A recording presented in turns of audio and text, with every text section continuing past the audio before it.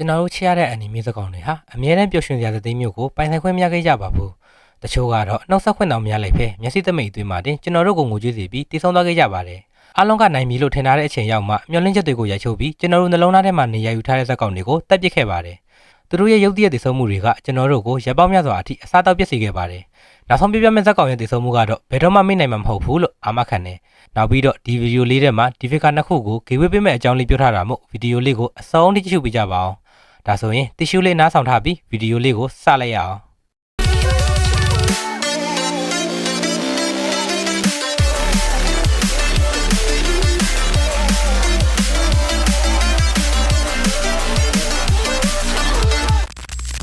်ပထမဆုံးပြပြပေးချင်တာကတော့ Flame Hashia လို့လူသိများတဲ့ Ringo ကိုချိုးဂျူရိုပဲဖြစ်ပါတယ်။မူကန်ထရိန်းပေါ်မှာခရီးတဲ့ပေါင်း200ကျော်ကိုအောင်မြင်မြင်ကောက်ဝယ်ပေးနိုင်ခဲ့လို့အားလုံးကနိုင်ပြီလို့ထင်ထားတဲ့အချိန်ရောက်မှာအပမွန်3ဖြစ်တဲ့အာကာသာကရုတ်တရက်ရောက်လာခဲ့တာပါ။ရင်ကိုကူဟာအဆောင်ကိုတိုက်ခိုက်ခဲ့ပေမဲ့အာကာသာရဲ့လက်တီးကသူ့ရဲ့ရင်မက်ကိုဖောက်ထွင်းသွားခဲ့ပါတယ်။အဲ့ဒီလိုအသက်လူနေရပြီးဒဏ်ရာပြင်းပြင်းထန်ထန်ရထားတဲ့ကြားကနောက်ဆုံးချိန်ထိအာကာသာကိုနေရာအောင်ထက်ရအောင်ဆွဲထားဖို့ကြိုးစားခဲ့ပါသေးတယ်။သူ့ရဲ့နောက်ဆုံးထွက်သက်မှာတညီလိုတို့ကိုကြည့်ပြီးငါရဲ့စိတ်ဓာတ်ကိုဆက်ခံပြီးမင်းတို့ရဲ့နှလုံးသားကိုမိတော့ပါစေလို့ပြောခဲ့တဲ့စကားလုံးတွေကကြီးစုသူအားလုံးကိုဝမ်းနည်းစေခဲ့ရပါတယ်။မိခင်ဖြစ်သူရဲ့ဝိညာဉ်ကိုမြင်လိုက်ရပြီးအမေတာကောင်းကောင်းလုံးနိုင်ခဲ့ရလားလို့မေးလိုက်တဲ့အချိန်မှာသူ့ရဲ့အမေကမင်းကောင်းကောင်းလုံးနိုင်ခဲ့ပါတယ်ဆိုပြီးပြန်ပြောလိုက်တဲ့အချိန်ကတော့တကယ်ကိုဝမ်းနည်းစရာအကောင်းဆုံးအပိုင်းပဲဖြစ်ပါတယ်။သူတည်သွားတဲ့သတင်းကိုကျန်တဲ့ဟာရှိရယူသိလိုက်ရတဲ့အချိန်မှာသူ့ရဲ့ဝန်ထမ်းမှုတွေကတဆင့်ကျွန်တော်တို့ပါလိုက်ပြီးခံစားခဲ့ရပါတယ်။သူဟာဇလန်းအစပိုင်းမှာတင်ပါဝင်ခဲ့ရတာဖြစ်ပေမဲ့သူ့ရဲ့တောက်ပတဲ့အပြုံးနဲ့နင့်နာခံမှုကတော့အန်နီမေသမိုင်းမှာဘယ်တော့မှဖျက်ဖျက်လို့မရတဲ့အရာတစ်ခုဖြစ်သွားပါတယ်။ဒုတိယတစ်ယောက်ကတော့အီတာချီပါ။သူဟာဇလန်းအစပိုင်းမှာတင်မိဘတွေကိုတက်ပြီးညီဖြစ်သူကိုစိတ်တန်ရာတွေပြီးခဲ့တဲ့လူယုံမှတစ်ယောက်အဖြစ်အားလုံးရဲ့အမုန်းကိုခံခဲ့ရသူပါ။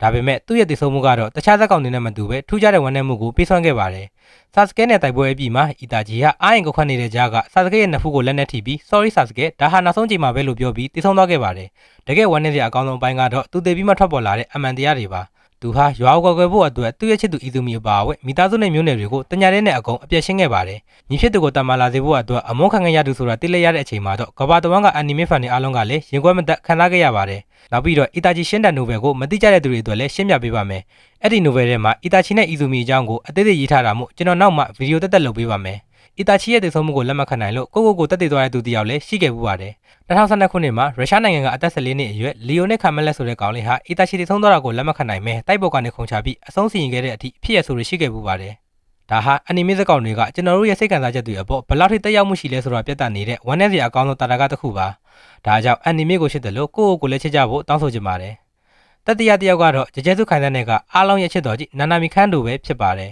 ။ရှီဘူရအစည်းတန်အတွင်းမှာနာနာမီဟာပြင်းထန်တဲ့ဒဏ်ရာတွေရထားတာပါ။သူ့ရဲ့ခန္ဓာကိုယ်ကတချမ်းလုံးမီးလောင်ကျွနေပြီးလက်ကျနေတဲ့အခြေအနေမျိုးပေါ့။ဒါပေမဲ့သူဟာနောက်ဆုံးအချိန်ထိသူ့ရဲ့တာဝန်ကိုထပ်ဆောင်မှုအတွက်ကျင်းသားကောင်တွေကိုတိုက်ခိုက်နေခဲ့ရတာပါ။အဲ့ဒီအချိန်မှာပင်မနေတဲ့နာနာမီရှိကိုမဟီတိုကရောက်တရောက်လာခဲ့ပါတယ်။မဟီတိုရဲ့လောကကနာနာမီရဲ့ကြောပေါ်ရောက်သွားပြီးအသက်ခံခဲ့ရပါတယ်။တကယ်တမ်းဝမ်းနည်းဖို့ကောင်းတာကသူ့ရဲ့နောက်ဆုံးစကားလေးပါ။သူဟာကမ်းခြေတစ်ခုမှာအေးဆေးစာပတ်ပြီးအနားယူရင်ခဲ့တဲ့သူပါ။ဒါပေမဲ့သူ့ရှိမှကြည့်နေတဲ့အီတာတိုရီကိုမြင်လိုက်ရတဲ့အချိန်မှာအီတာတိုရီစိတ်မကောင်းဖြစ်မှဆိုလို့သူ့ရဲ့နာကျင်မှုတွေကိုဖုံးကွယ်ပြီးအီတာတိုရီကျန်နာမီကငါလွှဲခဲ့ပြီးနော်ဆိုတဲ့စကားနဲ့အတူပြုံးပြုံးလေးပဲအသက်ခံခဲ့ရတာပါ။နာနာမီဟာဇလန်နဲ့မှတင်မကပဲအပြင်လောကမှာပါအရန်ကိုဩဇာရှိတဲ့ဇက်ကောင်ပါ။သူတည်သွားတာကြောင့်မလေးရှားကမ်းခြေမှာဆိုရင်သူ့ရဲ့ဖန်တွေကနာနာမီအတွက်ရည်သူပြီးအမတ်တရနေရာလေးတွေတောင်လုပ်ပေးခဲ့ကြတဲ့အထိပါပဲ။ဒီထိရောက်လာပြီဆိုတော့ကျွန်တော်ဂေဝေးပေးမဲ့အကြောင်းလေးကိုပြောချင်ပါတယ်။အသက်ရှူရတာခက်ချင်ခက်မယ်ဂေဝေးပေါက်ချင်လောက်ရမယ့်ရူကတော့မခတ်ပါဘူး။ပထမတစ်ချက်ကကျွန်တော် channel ကို subscribe လုပ်ပေးရပါမယ်။ပြီးရင် comment မှာကြိုက်တာရေးခဲ့လို့ရပါတယ်။ကြိုက်တာရေးခဲ့လို့ရတယ်ဆိုပေမဲ့ဘာမှမရေးပဲ hi တို့စာမရေးပဲ emoji ပဲတက်မှန်ထားတာတွေလက်မခံပါဘူး။ giveaway ကတော့မြင်တဲ့အတိုင်းချိုပါနဲ့ log ကို giveaway ပေးမှာပါ။ကျွန်တော် giveaway ပေးတဲ့ figure တွေကအကုန် official တွေမို့လို့စိတ်ချရပါတယ်။ giveaway ဖောက်မဲ့ရက်ကတော့ April 30ရက်နေ့ဖြစ်ပါတယ်။ဒါဆိုရင်နောက်ဆုံးတစ်ခုကိုတွားလိုက်ရအောင်။အန်နီမေသမိုင်းမှာအကြီးမားဆုံးဆုံးရှုံးမှုလို့ပြောလို့ရတယ်လို့သူ့ရဲ့ fan တွေကအသက်ပြန်ရှိအောင်လုပ်ပေးဖို့လက်မှတ်ထိုးပြီးတောင်းဆိုခဲ့ရတဲ့ Ace ရဲ့တည်ဆုံမှုပဲဖြစ်ပါတယ်။ Ace ကိုကယ်ဖို့အတွက် YBN နဲ့ Luffy တို့ဟာ Marineford ကိုတွားရောက်ခဲ့ကြပါတယ်။တိုက်ပွဲတွေဖြစ်ပြီးတဲ့နောက်မှာ Luffy ဟာ Ace ရဲ့လက်ထိပ်ကိုဖြုတ်ပေးနိုင်ခဲ့ပါတယ်။အဲ့ဒီအချိန်မှာကျွန်တော်တို့အားလုံးဟာ Ace လို့ပြီးဆိုပြီးပြောခဲ့ရပါသေးတယ်။ဒါပေမဲ့ Oda ကတော့ရက်ဆက်လွန်ပါတယ်။အခိုင်နုက YBN ကိုစော်ကားလိုက်တာကြောင့် Ace ဟာဒေါရတကြီးနဲ့ပြန်လှည့်လာခဲ့ပါတယ်။အဲ့ဒီမှာအခိုင်နုက Luffy ကိုတတ်ဖို့ကြိုးစားတဲ့အချိန်မှာ Ace ဟာ Luffy ရှေ့ကအကာအကွယ်ပေးရင်တည်ဆုံသွားခဲ့တာပါ။ Ace ဟာသူ့ရဲ့နောက်ဆုံးအချိန်မှာ Luffy ရဲ့ပခုံးပေါ်မိလိုက်ပြီးနောက်ဆုံးဝမ်းနည်းစရာစကားကိုပြောတော့ပါတယ် ငါလိုအတော်မကြတဲ့သူမကောင်းတဲ့သူတွေစီးစီးနေတဲ့ငါလိုလူကိုအခုတချစ်ပေးကြလို့ကျေးဇူးတင်ပါတယ်လို့ပြောပြီးအပြောတစ်ခုနဲ့တည်ဆုံးသွားတာပါအေးစ်ရဲ့တည်ဆုံးမှုကအပြင်လောကမှာပါတော်တော်ကြီးကိုဆုံးမခဲ့ပါတယ်အဲ့ဒီအချိန်တုန်းကဂျပန်နိုင်ငံကဖန်တော်တော်များများဟာအိုဒါစီကိုအေးစ်ကိုဘာလို့တက်ပစ်တာလဲအေးစ်ကိုပြန်ရှင်းအောင်လုပ်ပေးဆိုပြီးကန့်ကွက်စာတွေတောင်းနေချီပေးပို့ခဲ့ကြပါသေးတယ်တချို့ဆိုရင်အေးစ်တို့အပြင်မှာပါအုပ်ကူတွေလုပ်ပေးတဲ့တိရှိပါတယ်အေးစ်တည်ဆုံးမှုဟာအနီမေသမိုင်းမှာအကြီးမားဆုံးစိတ်တန်ရာပေးခဲ့တဲ့ဆိုတာကတော့ညှင်းလို့မရတဲ့အမှန်တရားပါကျွန်တော်အေးစ်နဲ့ပတ်သက်တာလေးတစ်ခုပြပြချင်ပါသေးတယ်တချို့က Ace ဖင်ရလို့တည်တာဟာကီမသုံးသက်လို့တည်တာဆိုပြီးအခုထိပြောနေတဲ့သူတွေရှိပါသေးတယ် Ace ကကွမ်ကာဟာကီအာမမတ်ဟာကီနဲ့ observation ဟာကီကိုသုံးတတ်ပါတယ်ကွမ်ကာဟာကီကတော့အတီးပြူပြီးတာပါ Ace 10နှစ်သားအရွယ်လောက်ကပင်လယ်ဓမြအဖွဲ့ကိုကွမ်ကာဟာကီသုံးမှုပါတယ်အဲ့အခန်းကလည်းဇလန်းနဲ့မှာပဖို့ပါတယ်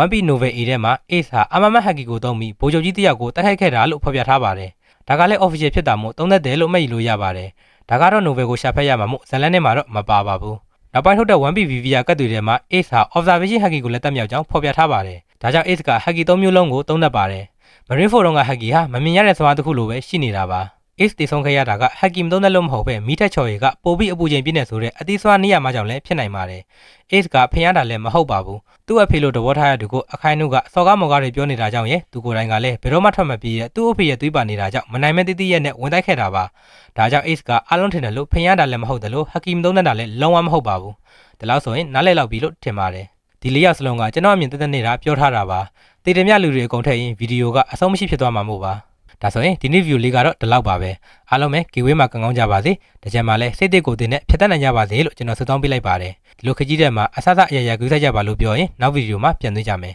ကျွန်တော်နာမည်ကတော့ယူယူပါဒီထက်ပိုကောင်းတဲ့ content တွေနဲ့ပြန်လာခဲ့ပါမယ်ကဲဒါဆိုရင်မီနာဆန်အာရီဂါတိုဂိုဇိုင်မတ်